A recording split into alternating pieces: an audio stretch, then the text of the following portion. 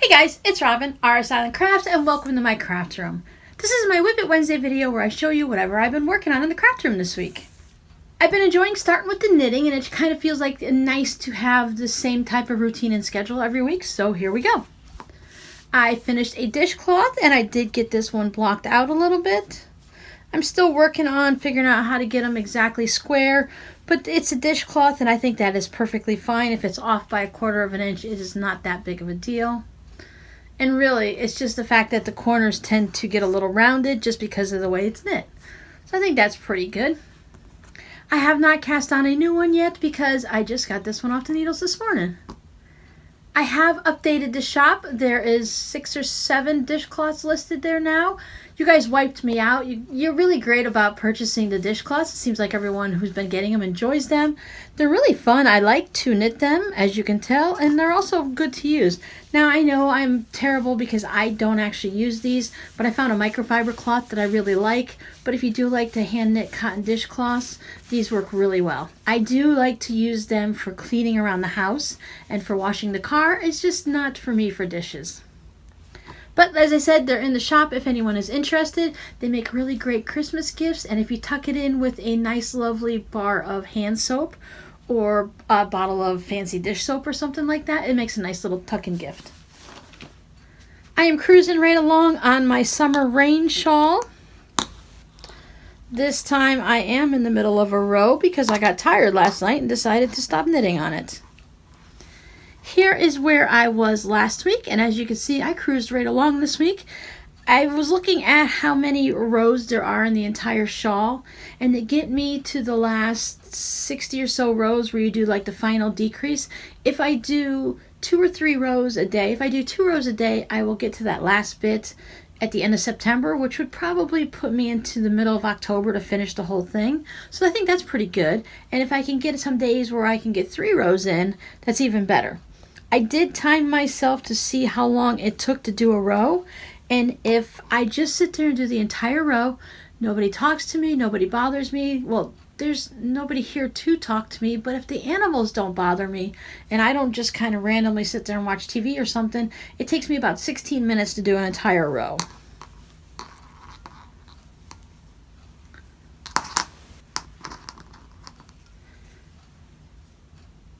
I did it again.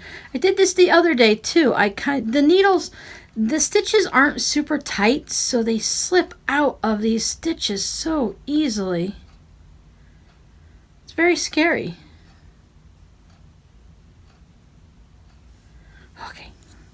I really should put some stoppers on these needles since I'm obviously not going to finish and do a whole row. So let me show you on this side. You saw it last week with all the lace in it. It really needs to be blocked out and everything for it to look at its best, but you can see some of the raindrops there.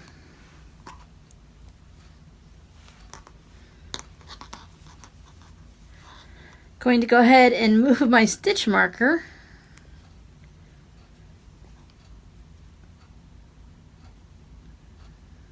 It's like where to put it, where to put it. I don't want to put it on any of the lacy parts. I'm getting close to the end of my first ball, my first skein, so I can start onto that second one, and which would mean I'm halfway there. I pulled out Robbys Sock because I've been doing some on-the-go knitting. I had to sit at the pharmacy for a while to wait for a prescription, and then I was at our local food pantry. They do a mobile pantry, and they come out once a month to my area. So you really want to get there early, because when they have the fresh fruits and veggies, all the nice stuff goes first, and then afterwards you have the product that may be a little bit more bruised or may have a bad spot on it, like an apple that you have to cut around. But I got these really nice red peppers that I roasted up. They're going to be really good. I haven't decided if I'm going to put them into a hummus or maybe a red pepper soup. I was thinking the soup sounded really good. But anyways, you have to get there early. So I'm standing in line, and I just put my bag inside of my fabric shopping bags and let it sit on the floor, on the ground outside, and I was just knitting away. We were on a sidewalk, so it wasn't in the dirt or anything. And the last time you saw it, I was like right down to here. So I did get quite a bit of knitting done on Robbie's second sock. I'm about 3/4 of the way up his foot on this sock, so I just wanted to get this one going and get them closer to being together so that when I do the heels, I can do both the heels at the same time. So that's quite a bit of knitting done. As I said, I probably stood a half an hour waiting for the food pantry people to get everything laid out on the tables, get their computers up so you can sign in and everything like that. So that was pretty good. I used to just stand there and play on my phone, or if maybe Mandy came and she talked to me or something. I thought it was a great way to pass time this time. I'm glad I thought about it. It was also nice because the last couple of months we went, it was raining. I worked on some more salvage bags. These are from last week's tutorial on how to stitch them down and make them into bags.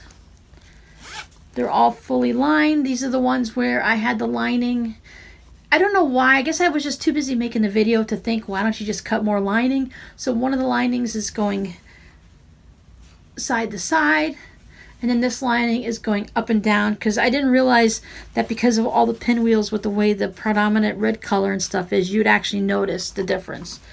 So if I did it on one pouch, I had already had it cut out for the second pouch, so I went ahead and did the same thing. If you're interested in these, I went ahead and knocked a little bit off of them just for that reason. But they're perfectly fine on the outside, and if you don't really care what the inside looks like, it's not going to really matter. So if you want to go ahead and grab these at a discount, they're available in my shop, in my Artfire shop that's listed down below. I guess one time I left my Etsy listing down there. It automatically comes up onto YouTube, and I had to erase it out, and I guess I missed erasing it on a couple ones. So sorry about that if you went to the Etsy shop, because there's nothing there. And then I also made this little bit smaller pouch. I wanted to show some of my patrons how to put this contrast fabric and how to do it on the diagonals. So I have this cute pouch. The fabric doesn't matter, so it's all from one yardage, but it has different little sections of it. The way it's this little southwesterny Arizona looking fabric that it reminds me of. So I have this pouch. This one's going to be listed soon. It needs to go into the shop. And since I was on a pouch making craze this week, and I'll still probably be making more this week coming up, I made this little guy. This is one of those little triangle pyramid pouches. I wanted to test out this pattern. I'm going to go ahead and put a link up to the video that I found for doing this. I won't be making a video for this one, guys, because she made such an amazing video. She did it just exactly like I would, so there's really no sense making another video.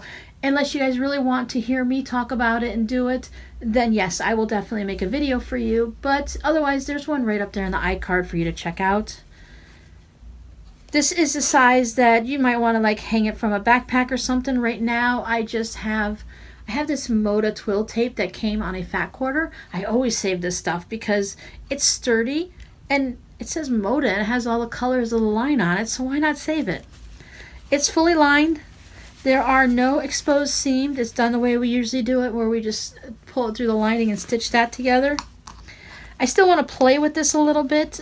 She recommended using a heavier weight fusible interfacing or something in there to give it the nice square corners. Hers definitely had a nice fluffy, poofy more look to it. Now, not everyone wants that type of pouch, and it is nice to be able to flatten them out like this to ship them and have them just spring back up.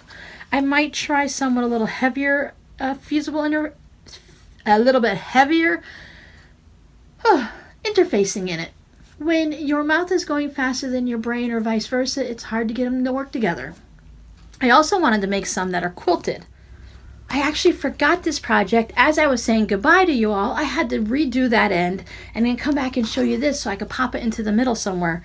I worked on my snowman, my little hand embroidery. I was just sitting there one day thinking, I don't want to sew. I have a headache. I don't feel good. It was one of those weeks. The barometric pressure, when it gets changing like that for all these little hurricanes that are coming through, it kind of messes with my head a little bit.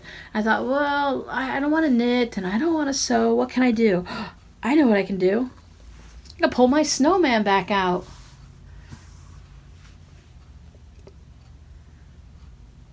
Let's zoom in a little bit on this guy. So I had all this finished, and I was finished over here on the birdhouse. So I came over to this section, and I needed to do the birdhouse. All I had over here was like the stick done. So I did the birdhouse, and I did down here, and I started to do the little wooden fence, the little stakes or whatever for the fence, the planks. Got my little birdie done, and I'm working now on the welcome bird sign. So I am getting really close to having this finished. I think just a few more sessions. Yeah, I think maybe I could probably get this done because it's not intricate. It's a lot of straight lines until you just get to a couple little things. But I'd say maybe 3 sessions that I can get this done, and that will be amazing. And then I'm going to go ahead and jump right in and start on the Santa. Well, maybe not. I might want to go to Joann's and get a different type of fabric for the Santa. I think I've been working on this muslin for the snowman, and I think this works really well for him. But for my Santa one, I think I want him to be on a crisp white background, so it's like snow, because I'm going to do all in red embroidery floss like I did the snowman all in blue. So that is going to be really fun, I think. And as a little reminder, this is a bird brain design. There's a snowman. These are meant to be a doorstop. This is Mr. Snowman Doorstop 626. I don't know if it's still available on their website or not, but I've decided I'm not going to do a doorstop because I know my cats would just rub all up against it and it would be filthy and covered in fur. So I'm going to make mine into a wall hanging. It would also make a lovely pillow if you want to have a tall one, or a larger square one would be fun. And because I put the snowman away, I put the Santa Claus away in a place that I could find him in a heartbeat, right where he belonged. Here is Mr. Santa. He is the Santa Claus Doorstop 627. So they basically go together in a series, or one right after the other, probably a doorstop series. So this guy, he's got so much detail. I just love the little Christmas tree and everything. He's going to be fun to work on. We voted at the end of 2017 into 2018 which one I should go with first, and we decided on this guy. Yes, just before Christmas, we decided to go ahead and start on, I should do the snowman versus Santa, because winter lasts for more months than Christmas does, and I just never actually got him finished. But I really wanted to work on Santa, but he has so much details that he is going to take me until next Christmas to get done. And that's fine. But I thought he'd be really sweet on a white background. Maybe if I find something with some type of a texture to the background, like snowflakes, some type of a tone-on-tone white, that I thought it would be really nice. I don't think I would want to do him on a dark fabric. I wouldn't mind doing the snowman on a dark blue fabric with white floss, but I want to stick with the red floss, and I want to do it all in one color so I don't have to think about it at all. And I'll probably do the true, they have a DMC has a color 666, is a nice bright actual red, so I'm going to look at that. Or maybe they also have some burgundy ones.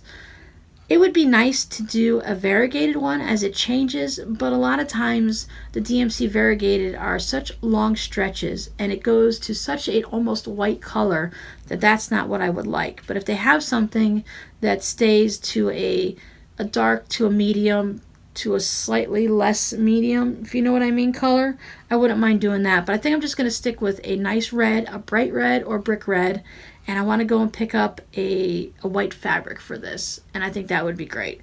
I need some white fabric in my stash anyways. I always seem to never have enough.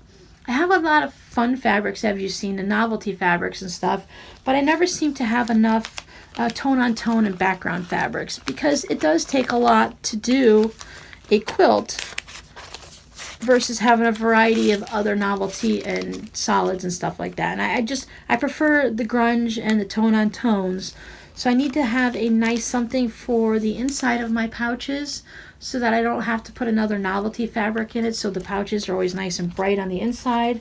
And for different projects like this, or for quilts and wall hangings. So I think that's the next part of my stash that I need to work on. But I mean, Halloween's right around the corner, and if I know myself that when I go to Joann's to pick up the floss, or I don't even think I need floss, but to pick up the fabric and to pick up the doohickey clippy things here, I'm gonna have to put blinders on, because Joann's has got out there, they've got out their Thanksgiving and fall fabric, they've got out that Halloween fabric, and I'm pretty sure Christmas is probably out or coming out really soon. And those are all my favorites to buy. Now, when it comes to holiday fabrics, I like to just buy maybe a 1/4 yard, so it's not too bad, but I know I'm not going to get out of there with just one piece of fabric to do the Santa Claus project. And that's why I tend to order things online. Isn't he cute?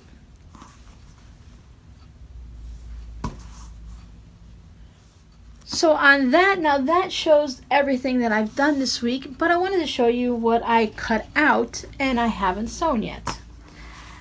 The Susie Sack. If you remember, the one that looks like this with the handle, and we were discussing whether or not to put the clips on there.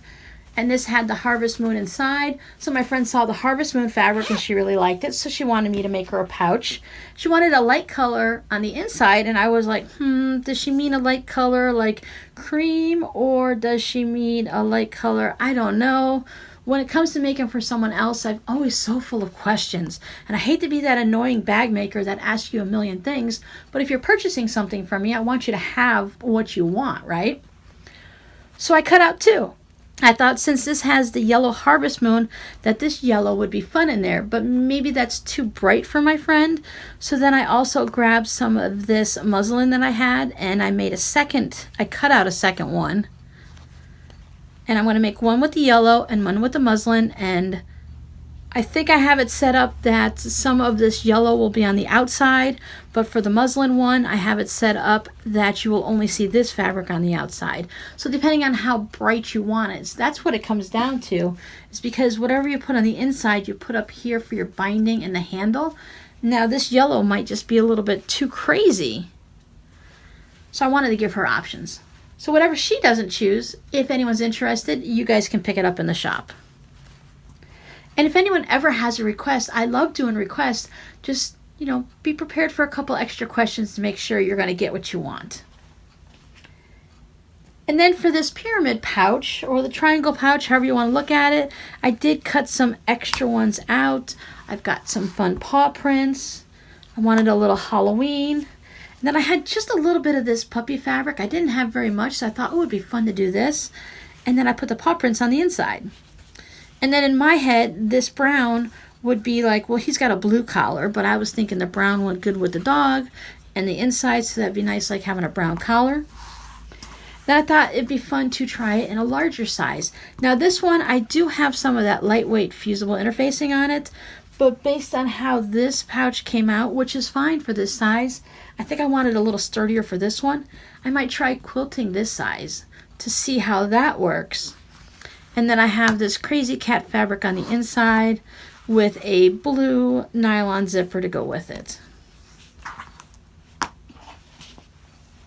So that will be my future of bag making this week. And then I still need to make some of those square rectangle boxy bags. That is on my list. We'll see how it goes. Right now I'm recording this as usual on Monday morning prior to like noon lunchtime. And I'm thinking, I don't want to sew today. I've been sewing a lot this weekend that I'm just going to go ahead and work on that raindrop shawl because I've got this good momentum going for that and I don't want to slow down. I want to keep a steady pace going so that I can get that done because I want to make sure she has it for this autumn and fall and however you call it and going into the winter. And I don't want her to wait too long because we've been working through these projects all throughout the year. Now I know she's being very patient, so if you're watching this, I know you're not rushing me, but I kind of want to get it done.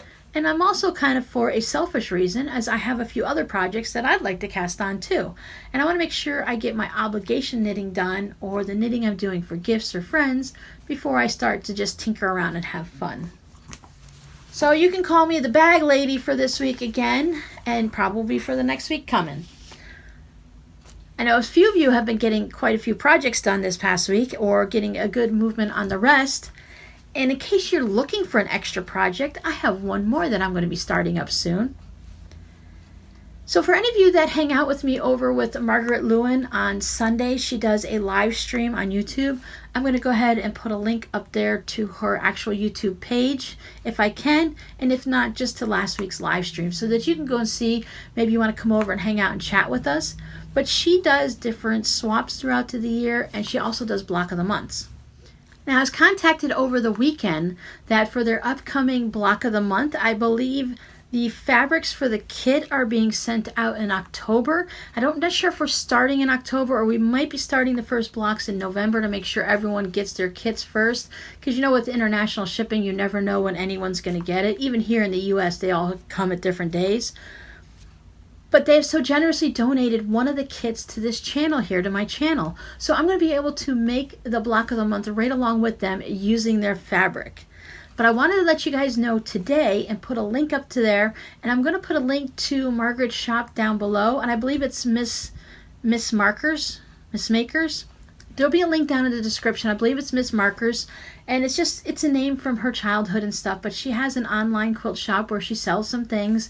So anytime she does a sew along or quilt along, you can buy the kits or the fabrics or the pattern from her shop.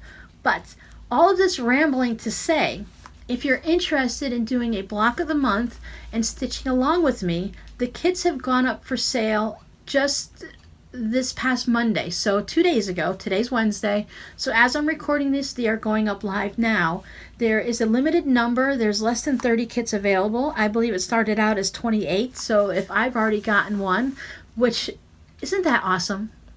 Quilters are just so amazing that to send me a kit like that, knowing it's been a rough year, and to want to bring a little bit of joy into my days. It's going to be so much fun. Okay, I am just rambling today. Slow down, Robin. There will be a pattern separate from the kit because there's so many of us that wanted to sew along on the block of the month, but that maybe we wanted to use our own fabrics. And chances are the kits could possibly be sold out by the time you see this video.